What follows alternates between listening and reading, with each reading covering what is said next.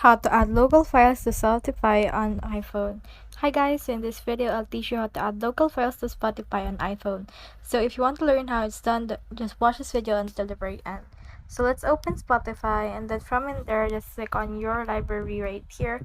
Then as you can see right here, we don't have any local files yet. So what we can do is we can click on this profile icon right here, and then from in there we can actually see all of the settings.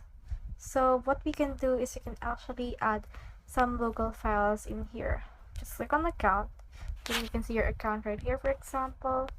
So if you click on this right here, you can see all of the storage, and in here you can also see the local files right here. Click on that and click on this right here to enable it. Then once you have done that, head over to your library and you should be able to see all the local files uploaded on your Spotify. So that's the whole process. I hope this video helped you to add local files to Spotify on iPhone. If you have comments, comment them down below and I'll try my best to answer them.